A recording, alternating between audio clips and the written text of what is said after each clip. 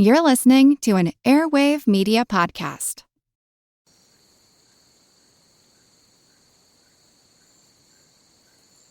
"1942. The soldier grips the rifle. His helmet sits low on his head, and it's heavy. The strap is cutting into his chin. The jungle seems to breathe around him. It's thick, it's wet, and the ground beneath him is never dry, nor are his boots. He listens. A snapped twig, a whisper of movement, a sudden stillness seems to mean that something is wrong. This is what this war is to him right now. At night, he stares into darkness that is complete. It's like a wall. His finger must stay near the trigger, waiting for those shapes to form. Minutes feel like hours. He does not think about maps or strategy. He thinks about staying awake, staying quiet.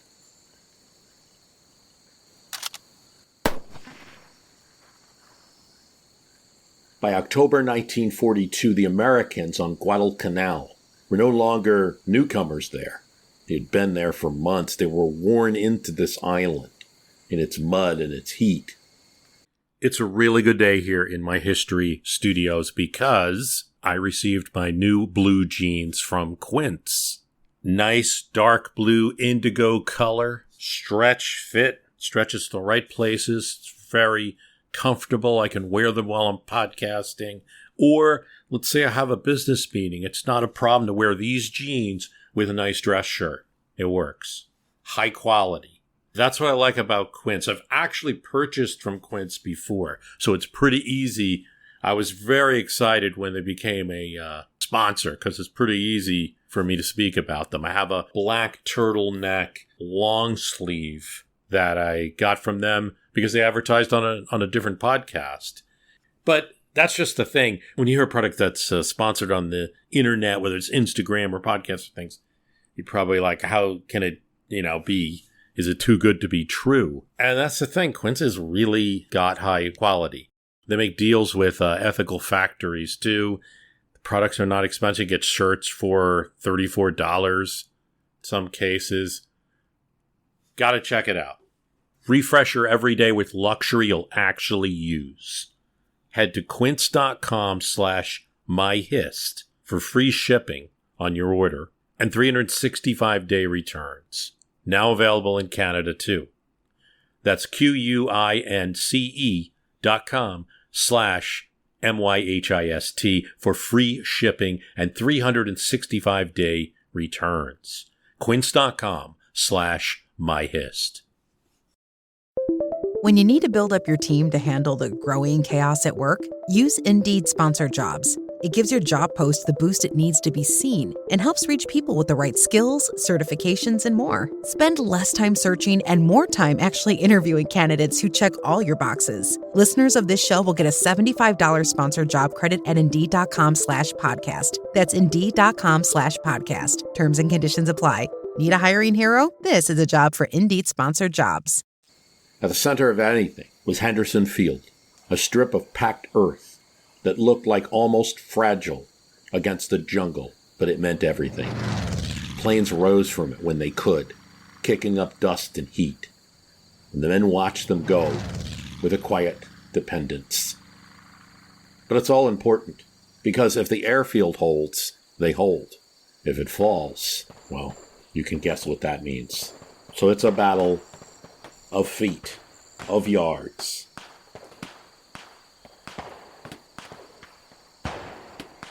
The perimeter is tightening, it's shifting, foxholes are dug, and then they're redug as rain collapsed the walls of them. The smell, constant oil.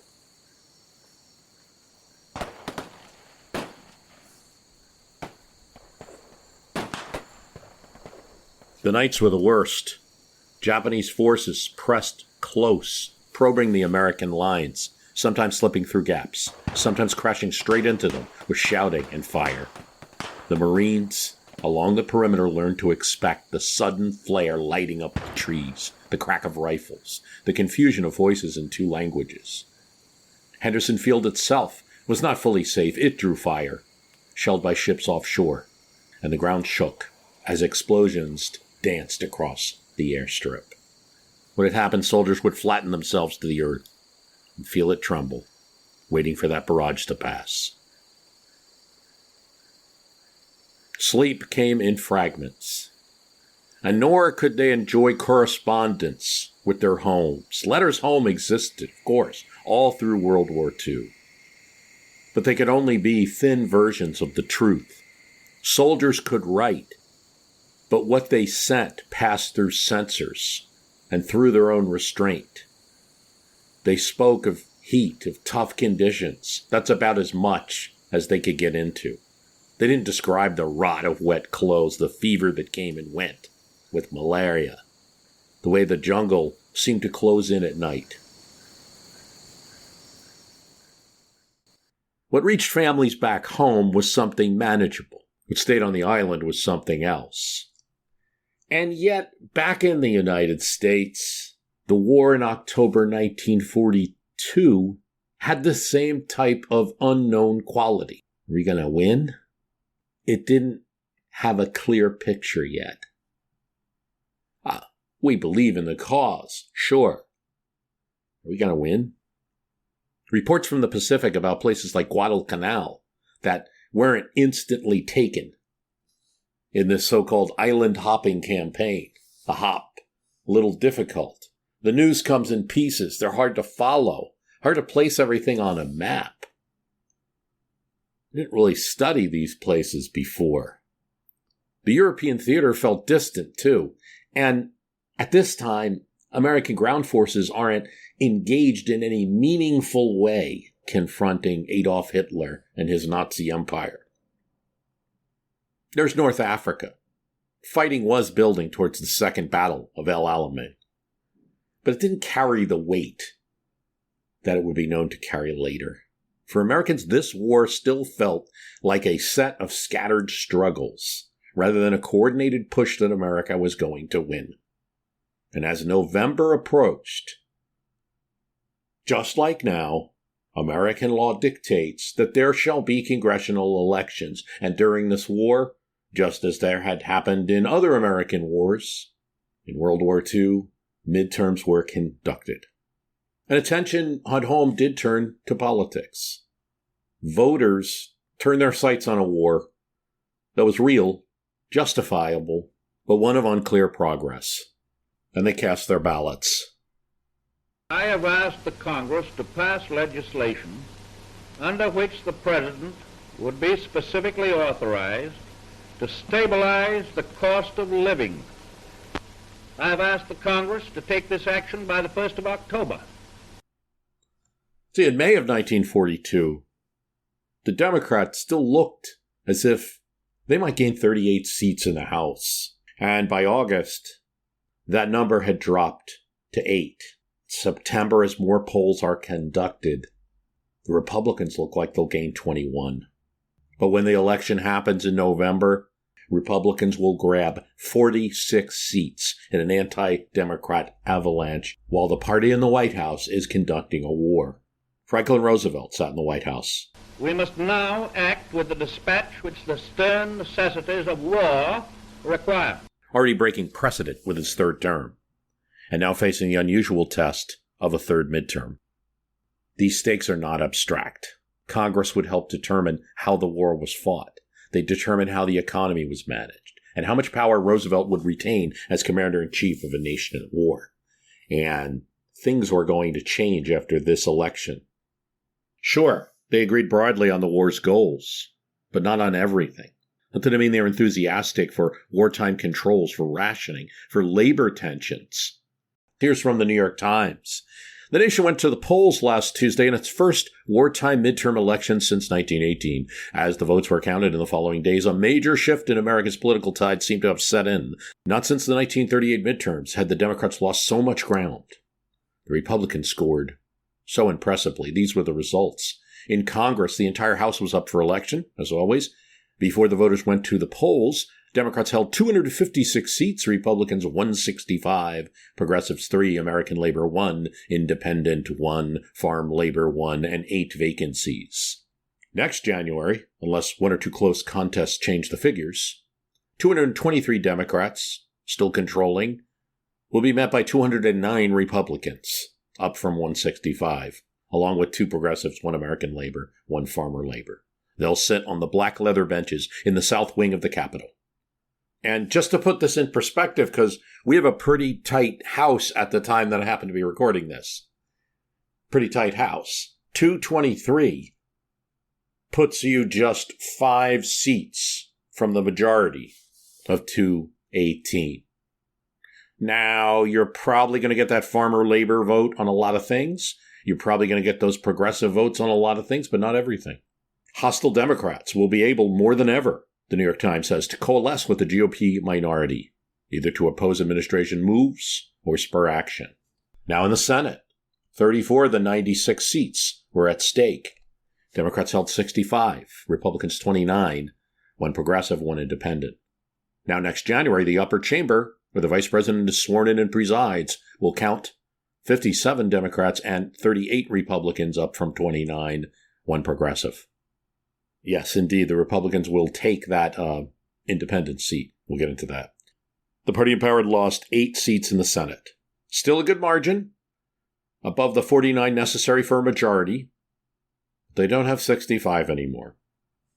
Among those returned was Representative Hamilton Fish of New York, a Republican, former isolationist. President Roosevelt had asked for his defeat. Among the notable casualties was Senator George Norris, Nebraska independent, the grand old man who had voted against American entry in World War I and for American entry in World War II, who fathered the TVA, the Tennessee Valley Authority, and many other liberal measures. The 81-year-old veteran, endorsed by President Roosevelt, was shaken by his defeat in a 3-quartered contest. He felt himself repudiated after 40 years of public service. Not only that, there were 32 governors up for election. 17 of them had been Democrats, 15 Republicans. And now, there are 18 Republicans and 13 Democrats. One state, Wisconsin, had switched from Republican to progressive. Now it will be 24 Republican governors, 23 Democrats, 1 progressive. But among the GOP gains in the 1942 election are 2 of the most important states. They're even more important here than they are now. New York, California, really populated states, both go Republican. And it's really important in New York, as we're going to talk about, because they elect a star that they think is the party's future. The plum in the Republican pie was the triumph of Mr. Dewey, the home state of President Roosevelt. The 40-year-old Michigan-born, racket-busting lawyer will be inaugurated at Albany in January, and the ceremony will mark the end of 20 years of Democratic rule over the state. 20 years. Al Smith, Mr. Roosevelt, Herbert Lehman. Mr. Dewey wins 610,000 in plurality over the Attorney General, John Bennett. It exceeded all expectations. The Republican sweep was a personal defeat for James Farley, Democratic state chairman, who strived for party control with President Roosevelt. Farley had won the struggle to name a candidate, but then saw his man go down. So that's interesting. You know, Farley and Roosevelt, that's a whole story, but Farley wants the presidency, and Roosevelt keeps occupying it.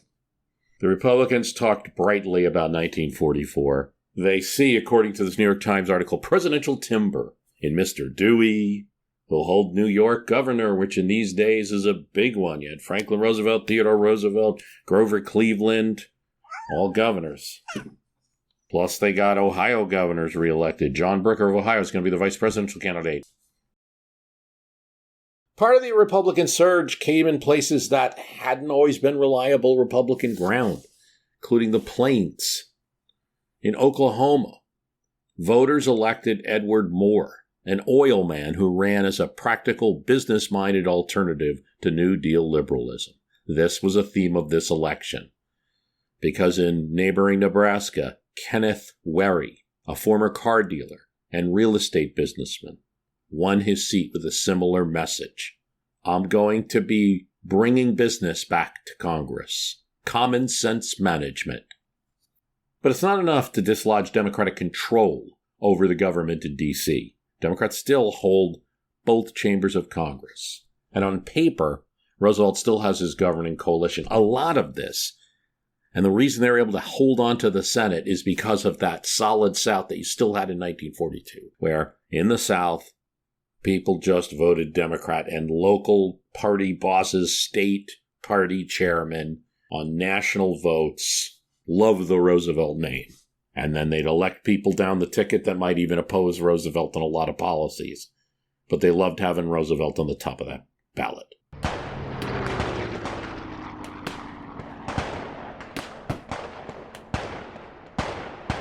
Here's from John Keegan's book on World War II. Between the 12th and 15th of November, 3 days of heavy fighting in the slot.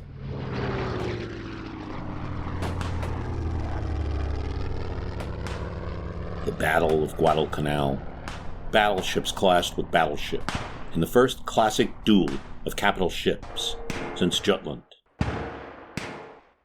But on this occasion, the action was joined at night, and radar proved a decisive factor. On the night of November 12th, the Japanese flagship Hiei was so badly damaged that the next morning she fell victim to aircraft from Enterprise and was sunk. On the night of the 15th of November, the battleship Kirishima inflicted 42 hits on the South Dakota. But South Dakota was brand new, and Kirishima was old.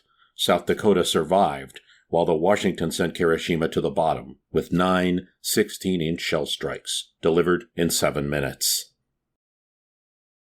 This is important, because right after these midterms, the naval battles around Guadalcanal will prevent the Japanese from being supplied. Here's Keegan again. Starved of reinforcements and supplies, the Japanese garrison of Guadalcanal now began to falter.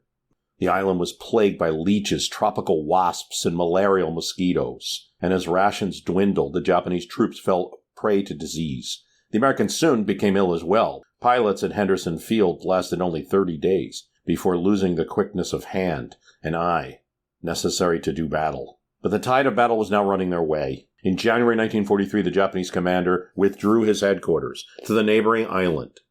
In early February, the Tokyo Express began to operate in reverse, not bringing people to the island, but evacuating the sickly and exhausted defenders to New Guinea. Resistance ceased in February 1943. There's another battle that I don't think gets a lot of attention because it's fairly close to Alaska. In June 1942, a Japanese force had landed on the 2 westernmost islands of the Aleutian chain, the American archipelago, which runs from Alaska towards Japan. The Americans preoccupied elsewhere had let them bide. But in May 1943, Admiral Nimitz gathered a force, landed it on that 2, and confronted the occupiers. He also sent 3 battleships in support. The occupiers were few in number, but they still inflicted 1,000 dead on their American attackers before running out of ammunition and launching a suicidal bayonet charge. Where is Daredevil? I'm right here. Don't miss the return of Marvel Television's Daredevil Born Again. So what's next? I feel liberated. We're gonna take this city back. Over-medicated. In an all-new season, now streaming only on Disney+. They're hunting us. It's time we started hunting them. I can work with that. This should be tons of fun. Marvel Television's Daredevil Born Again, now streaming only on Disney+. Tomorrow morning is knocking. Stock your fridge now. How about a creamy mocha frappuccino drink? Or a sweet vanilla? Smooth caramel, maybe? Or a white chocolate mocha? Whichever you choose, delicious coffee awaits. Find Starbucks Frappuccino drinks wherever you buy your groceries. In August, an even larger force recaptured Kiska, from which the Japanese prudently withdrew before they were attacked.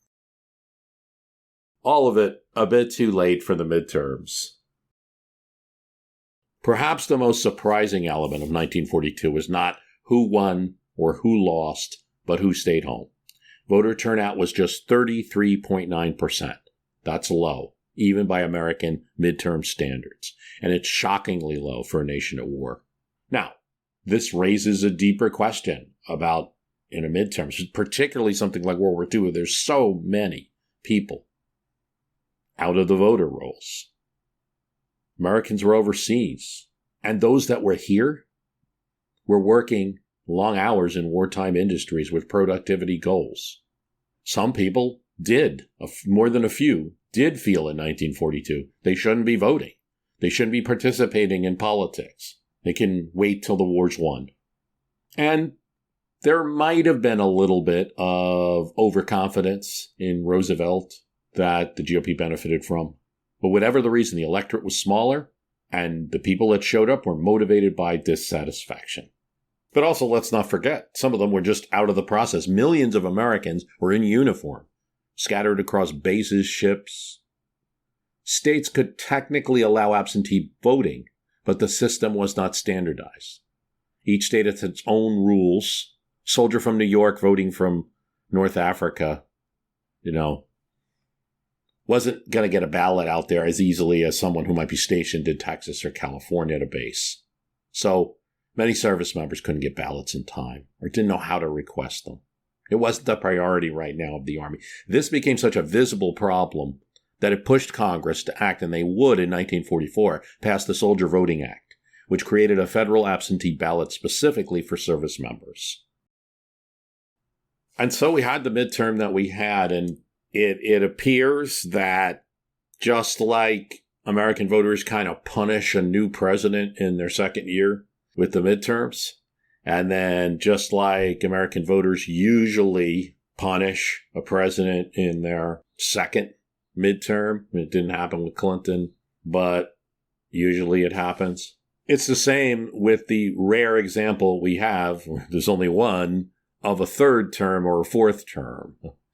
I really should say a third term, because it's the country's only third presidential term midterm, 1942.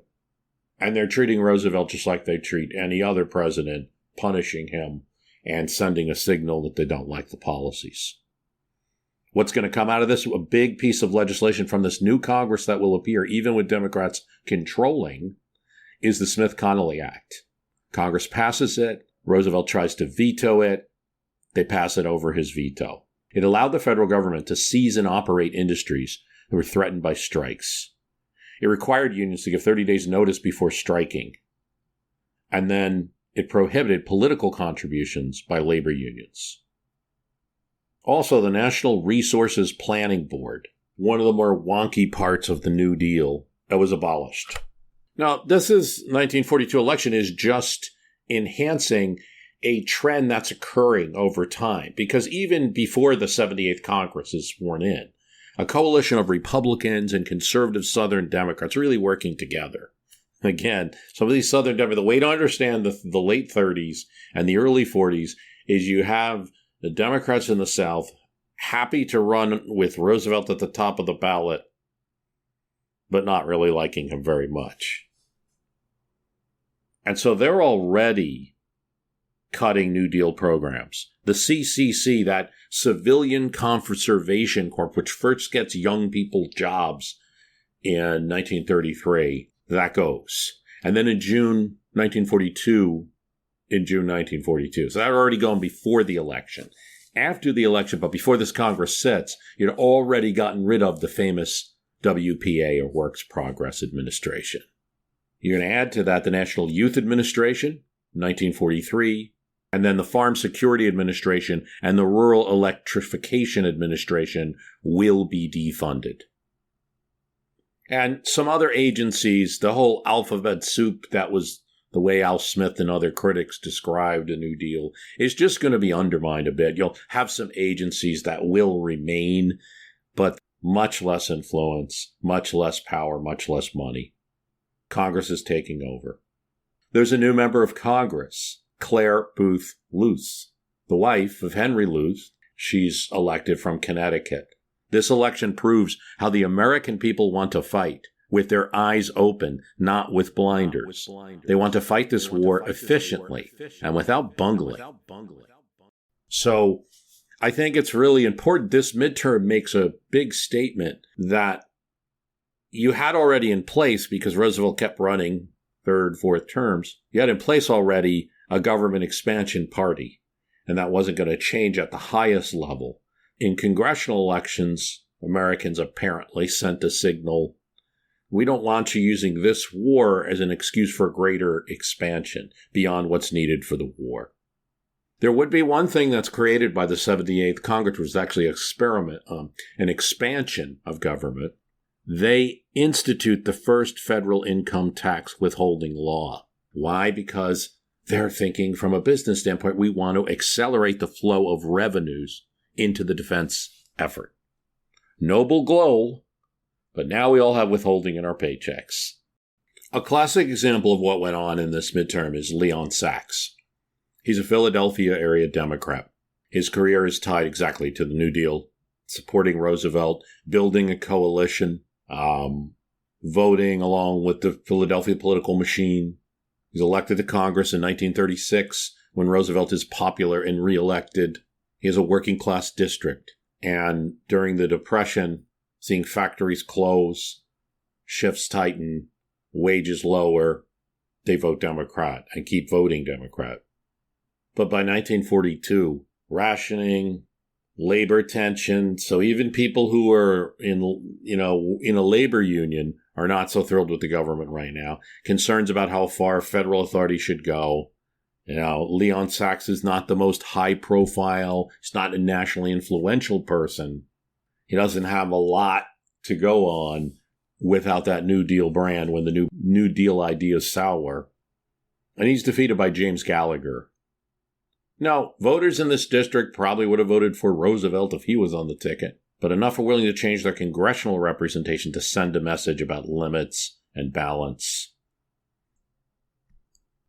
Here's what the New York Times said, again, a day after the election.